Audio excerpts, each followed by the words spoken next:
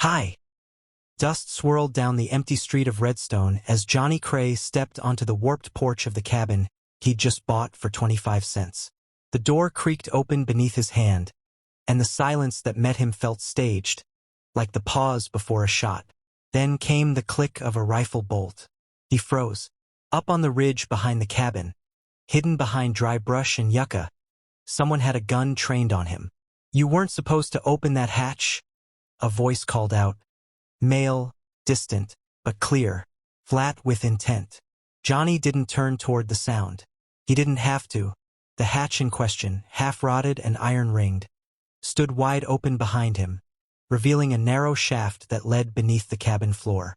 What he had found inside shouldn't have been there. Changed everything. And now someone was ready to kill for it. For years ago, Johnny Cray stood in a courtroom, dressed in a clean vest and sharper convictions. As deputy prosecutor in Santa Fe, he believed law could shape the wild edges of the territory. He trusted in facts, in signatures, in the power of a closing argument to bring justice. Then came the Martinez case. A rancher and his 2 sons, shot dead near the border. The only suspect was a young Apache man named Talaco, found nearby with a wound and an old pistol. There was no witness, no confession, just pressure. From the mayor, from the newspapers, from the town, desperate for peace. Johnny found a statement. A man from the reservation swore Talaco had been helping him dig irrigation ditches miles away when the murders happened. The signature was smudged, the ink half-faded. It was truth, but not strong truth. Not truth that would win in court. So Johnny buried it. Talaco went to prison. Santa Fe calmed. 2 months later, a clerk renovating Johnny's office found the statement hidden in a drawer. The fallout was swift. The case was overturned. Johnny was fired, disbarred, disgraced. His name was dragged through every paper from Santa Fe to Kansas City. They said he was a coward, a liar, a traitor to justice. He left town before the ink dried. The years that followed blurred together. He worked in dusty law offices and mining camps, guarded bank vaults, drew up wills for dying men in rooms that smelled like smoke and fear. He never stayed long, never gave his real name, never trusted a handshake. He told himself he was finished with the law. But the law wasn't finished with him. He arrived in Redstone at the end of a long ride, chasing silence more than destination. The town didn't ask much. The cabin didn't ask anything. It sat at the edge of town like a forgotten thought, weathered, leaning, unsold for years. 25 cents. No deed. Just a key, a shrug, and a warning from the man at the post office. There's things under that floor best left shut. Johnny moved in that night. The wind creaked through the slats. A nest of black widows bloomed in the corner. He lit a lantern, swept out the dust, and thought, for the first time in years, that maybe, just maybe, he could disappear here. Then he found the hatch. A small ring of iron beneath a warped plank. Sealed with rust. Hidden with care. He pried it open, and everything he'd tried to bury came roaring back. The first time Johnny saw her, she was standing at the edge of the clearing, framed by dusk and watching him with the stillness of someone used to being overlooked. An older woman, late 60s, maybe more, wrapped in a brown shawl, her silver hair pulled into a braid, her hands folded in front of her as though waiting for a sermon to begin. She didn't move, didn't speak, just watched. Johnny, down on one knee fixing a loose hinge on the cabin door, pretended not to notice her. He didn't like unannounced company, but she didn't seem the kind that came to make trouble. After a long minute, she turned and walked away, vanishing into the cottonwoods near the creek. The next night she knocked. 3 slow raps, measured, firm. Not the kind of knock that begged. The kind that made its presence known. Johnny opened the door with his revolver at his side, but not in hand. The woman didn't flinch. "My name is Mary Dolan," she said. "This cabin once belonged to my brother." Johnny studied her face in the lamplight. She was bone-thin but proud, her eyes sharp, voice dry and even. "Your brother sell it?" "No," she said. "He disappeared. 20 years ago. No note. No grave. Just gone." Johnny stepped back. You want to come in? She hesitated, just enough to show him she wasn't here lightly, then nodded once and stepped over the threshold. He offered her the straight-back chair by the stove. She didn't sit. My brother's name was Thomas. Folks called him Tom Dolan. Ran a freight company out of Redstone until he vanished. Said he was getting out. Sold all his wagons. Told me he'd found something bigger than freight. Johnny leaned against the wall, arms folded. I take it he didn't tell you what that was. No, she said. But I know where he came last.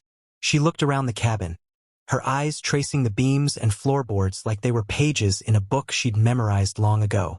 I was 12 when he built this place.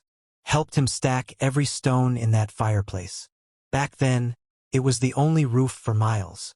Johnny nodded slowly. You think he left something behind? I know he did. There was steel in her voice now. Not hope, certainty. Men don't disappear for nothing, Mr. Cray. Especially not men like Tom. He was stubborn, clever, too careful to vanish without a trace. I think he found something people wanted kept quiet. And I think he hid it here. Johnny thought about the hatch. He hadn't told a soul. Not the sheriff. Not the storekeep. Not even the man who'd sold him the cabin. The strongbox was still in the crawlspace, untouched since he'd pulled it free the day before. He hadn't opened it. Something about the way the air changed when the latch popped made him hesitate. I found a trapdoor, he said finally. Under the stove. Nails were old. Sealed tight. Mary's eyes didn't blink. You open it? I did. Silence. Then, what was inside? A box. Locked. And a leather satchel. Still sealed. She sat, finally, her body sinking into the chair like it weighed more than the room could hold. I need to see it, she said. Johnny hesitated. Why? Because if it's what I think it is, men have already died for it. Maybe Tom, too. Johnny studied her. The tension in her shoulders. The dread that trembled behind her words. He thought of the hatch. The heavy iron latch. The thick dust that hadn't been disturbed in decades. All right, he said. But we open it together. They did. Beneath the trapdoor, past the crawlspace dust and mouse-chewed canvas, the strongbox waited. Johnny pulled it into the light and broke the rusted clasp with a chisel. Inside, bundles of papers wrapped in oilskin, a map folded 12 times, a ledger sealed with a wax-stamped ribbon, and at the bottom a weathered journal. The initials TD burned into the cover. Mary reached for it with shaking hands. Johnny opened the ledger. What he saw made his skin crawl. Deeds, dozens of them, claiming mining land across the valley. All forged. Witnesses paid off. Signatures mimicked. Attached. Lists of miners, most of them marked deceased. He turned to the back and found something worse. Payment log. Bribes paid to town officials, to bankers, to surveyors. Even one marked, Nash, mayor's share. Mary flipped through the journal. Her lips moved silently. It's all here, she whispered. Names, dates, orders to silence. Tom found it, and they made sure he wouldn't talk. Johnny stared at the paper, at the governor's seal, at the signatures that had crushed lives. And for the first time in years, he felt something dangerous stir inside him. Not shame, not fear, purpose. Johnny closed the ledger with a quiet snap, his eyes locked on the final page. Mayor Nash's signature, fluid, practiced, sat like a brand at the bottom. Next to it, the seal of the territorial governor. There was no mistaking it now. This wasn't just a town problem. This was a scheme sanctioned from the top down. Land sold on false promises. Mines with no gold. Witnesses who disappeared. And a paper trail tucked beneath a forgotten hatch in a cabin bought for 2 bits. He looked at Mary Dolan, still clutching her brother's journal. You were right, he said. She didn't reply, just nodded once, grim, steady. Johnny rose and walked to the window. The sun had dropped behind the ridge, throwing long shadows across the dirt trail leading to town. The quiet pressed in like a held breath. We can't sit on this, he said. But we can't go to the sheriff either. Mary gave a bitter laugh. You think the sheriff doesn't already know? Johnny turned, folding his arms. Then we take it above him. To who? To the territorial marshal, he said. Capital Junction. They'll have jurisdiction. And they won't be bought. Not all of them. Mary hesitated, then said softly, Tom thought the same thing. That's why they buried him. Johnny nodded. And now we know where they buried the truth. Let's make sure they don't do it twice. The next morning, Johnny walked into Redstone like nothing had changed. But everything had. He visited the general store, the saloon, the telegraph office, listening more than speaking. What he heard wasn't surprise. It was resignation, as if the town already knew it was built on a lie. People didn't ask about Mayor Nash. They avoided his name like it was a sickness. Johnny found Briggs and Hoyt by the livery. Two quiet men with broad shoulders and the look of former Pinkertons. They'd seen bad things, maybe done them, but they weren't on anyone's payroll. I need a ride west, Johnny said. No questions, no delays. Hoyt narrowed his eyes. What kind of trouble? The kind that brings the whole county down. They exchanged a look. Briggs spat into the dirt. When do we leave? Johnny smiled. Tonight. That evening, Mary met with Isaiah, a former miner turned woodcutter who'd worked under her brother. When he saw the forged deeds and journal entries, his jaw tightened. They killed Tom for this? He asked. Mary nodded. Isaiah's eyes went hard. Then let's finish what he started. They had their team. Johnny, Mary, 2 hired guns, and a miner who had nothing left to lose. The plan was simple. Ride through the old canyon trail after dark. Reach Capital Junction before sunrise. Hand over the evidence before anyone could silence them. But danger moved faster than plans. Just after sunset, as Johnny packed the strongbox, 3 men knocked on his cabin door. They wore gray coats. One had a deputy's badge. None had kindness in their eyes. You'll give us what you found, the deputy said. And walk away. Johnny kept his hand near his belt. And if I don't? The deputy's smile didn't reach his eyes. Then forget this place ever existed. Because it won't much longer. They didn't shoot. They didn't have to. They left behind a message, carved into the wood with a hunting knife. We see everything. That night, fires appeared on the hills. Watchpoints, lookouts, warnings. The next morning, the cabin was surrounded. Mary spotted them before dawn. Men on horseback, rifles slung, circling like buzzards. And then came the headline. Redstone Man Steals Municipal Archives. Johnny stared at the newspaper, ink still fresh. The story called him a criminal, a thief, claimed he'd broken into the mayor's records and fled with sensitive land documents. The bounty on his head was $500, dead or alive. He folded the paper carefully, set it down, and looked at Mary. They've decided to erase me. Mary looked out the window at the men gathering in the distance. Then we ride before they make it permanent. The cabin was no longer just a shelter. It had become a target. By sunrise, Redstone's silence felt loaded, like a breath held too long. Johnny Cray stood at the front window and watched as dust clouds unfurled on the ridgelines. Riders, at least 15, armed and circling. Some lit campfires, some scouted trails. One rode the perimeter, slow and deliberate. They're waiting, Johnny muttered. Mary Dolan didn't move from her chair. She sat with her brother's journal on her lap, thumb pressed against the leather initials.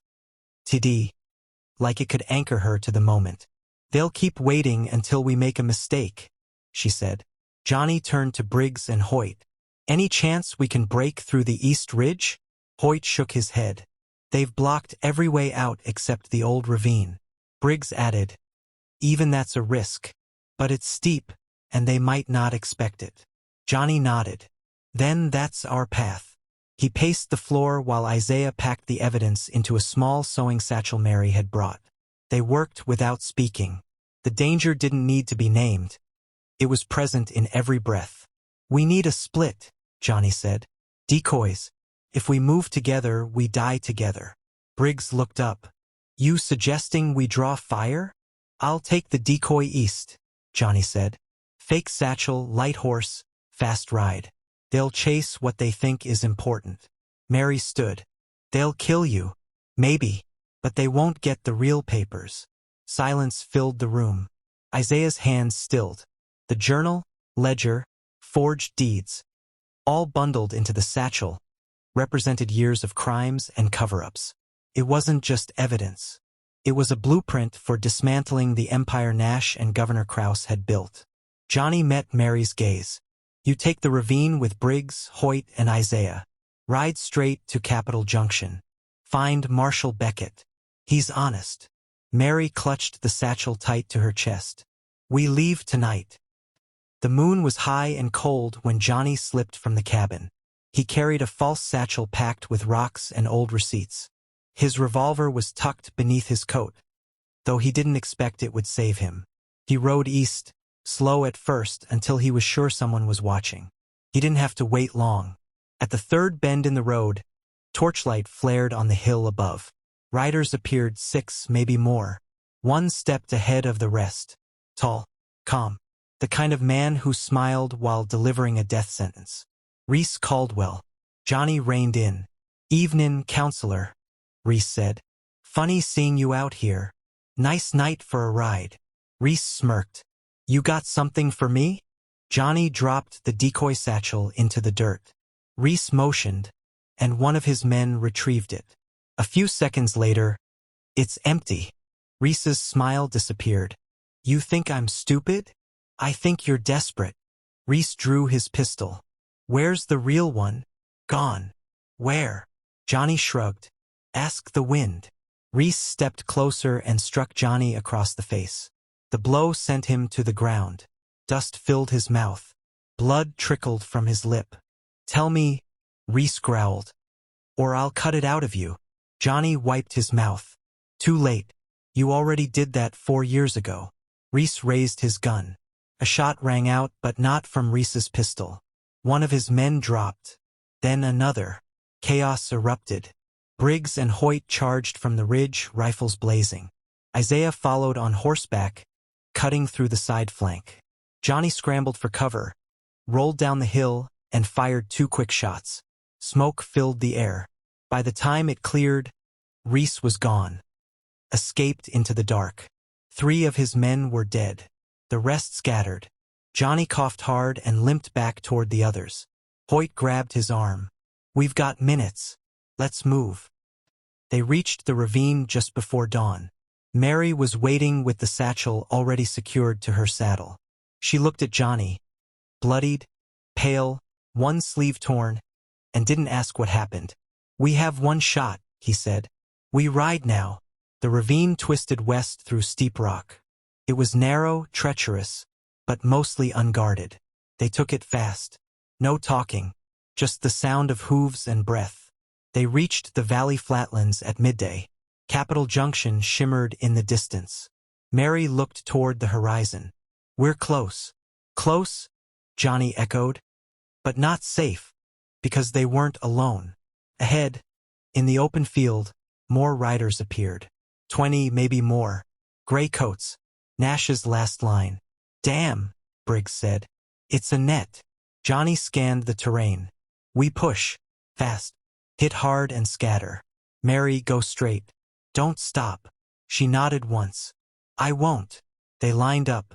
5 riders against 20. Then they rode. Gunfire erupted like a thunderclap. Isaiah peeled left, Briggs right. Hoyt rode straight into the center line with Johnny. Men fell. Horses screamed. Dust swallowed the sun. Johnny took a bullet to the leg but stayed upright. Briggs went down behind him. Isaiah was off his horse but still shooting. Mary rode straight through it all, head low, eyes fixed on the town. Then from the west, a horn blasted. Uniforms crested the ridge. Blue coats, badges glinting, territorial marshals. They descended like lightning. Nash's riders turned, fled, fell. The battle ended in minutes. Johnny slid from his saddle, leg trembling. Mary stood beside him, shaking, her cloak torn, the satchel still tied to her back. A marshal dismounted. You Mary Dolan? She nodded. Then you just started a war. Inside the marshal's office, Tom Dolan's journal was opened for the first time in 2 decades. Pages turned in silence. Eyebrows lifted. Names read aloud. Nash, Krause, surveyors, lawmen, an empire mapped in ink. By sundown, 5 arrests were ordered. By midnight, the telegraph wires buzzed with warrants. In Redstone, Mayor Nash was seized in his sleep. Governor Krause fled south and was caught at the rail station by morning. Dozens followed. The lie was unraveling. Johnny sat on a bench in Capitol Junction with his arm in a sling and a fresh coat on his shoulders. Mary sat beside him. "They won't come back from this," she said. "No," Johnny said. "Neither will we." She looked at him. "What now?" He didn't answer. But the sun rose anyway. The courtroom held a silence that felt like prayer. Johnny Cray stood behind the wooden lectern. Tom Dolan's journal open before him. The leather cover worn. The pages yellowed with time and weight. His voice echoed through the high rafters, steady now despite the wounds across his body. He read slowly. "They came to my door in the dark, said it wasn't personal. But what they meant was, stay quiet. I've mapped everything. If I disappear, this book speaks for me." Johnny looked up, sweeping the room with his eyes. "There's a difference between forgetting the truth and burying it," he said. "For 20 years, this county buried the truth. Beneath signatures, bribes, silence. They buried men like Tom Dolan. But the truth doesn't rot. Not if someone is still listening." He handed the journal to the clerk. Then came the forged deeds, the ledger of bribes, letters addressed to the governor, sealed with his own crest. "I know what these mean. I was a prosecutor once. I buried my own share of evidence before it buried me. But not this time. Not anymore." Judge Merrill, stern and gray-bearded, leaned forward. "These signatures, Mayor Nash, Governor Krause, have they been authenticated?" Marshal Beckett stepped forward. "We verified them against original filings. Every one matches." The judge turned to the federal agents in the gallery. "And you've reviewed the documents?" "We have," one agent replied. "They're genuine." Merrill sat back, thoughtful. Redstone sent letters for years claiming its mines had dried, that towns were emptying from bad luck. Turns out it wasn't luck. It was theft, calculated, sustained, hidden under law. Johnny didn't speak. He didn't need to. Merrill turned back to him. "I imagine you know how this feels, to stand here again." Johnny nodded once. "I do. This time, I earned it." The judge turned to the clerk. "Issue confirmation of arrest for Mayor Theodore Nash and Governor Elijah Krause. Send formal notice to the federal circuit. All documents from the Dolan file are to be sealed as evidence and submitted immediately." He lifted the gavel, paused, then spoke with unexpected softness. "This court owes you both an apology." Then he brought the gavel down. The sound was sharp, but beneath it, something deeper moved through the room. Breath released, shoulders eased, heart steadied. Mary Dolan stood beside Isaiah at the back, hands clasped. She didn't cry, didn't speak, just stood still, like the earth beneath her had finally settled. Johnny turned toward her as the courtroom began to shift. Papers gathered, whispers rising. And though no one said it aloud, they all knew. The storm was over. The rebuilding could begin. Johnny Cray didn't leave Redstone. He could have. The federal court offered him a position in Capitol Junction. The newspapers wanted interviews. There were places where he wouldn't be recognized as the man who'd once buried a case or the one who'd resurrected another. But something held him. Something quiet. Maybe it was the cabin. It sat just as he'd found it, crouched beneath the pines with wind always brushing past its walls. The trapdoor had been sealed now, repaired with iron hinges, the boards above it polished, the light from the windows falling uninterrupted across the floor. He didn't patch the hole in the back wall where the first bullet had come through. Some truths, he figured, were worth remembering. Mary Dolan lived a short walk away, in the old miner's house on the ridge. She kept a garden out front and hung her brother's journal in a frame above the hearth. She never remarried, but she visited often, never unannounced, never unwelcome. Sometimes she brought bread. Sometimes stories. Once, she left a slip of paper on his desk with 7 names. Miners, all widows now, who'd asked if Johnny might help them reclaim their stolen claims.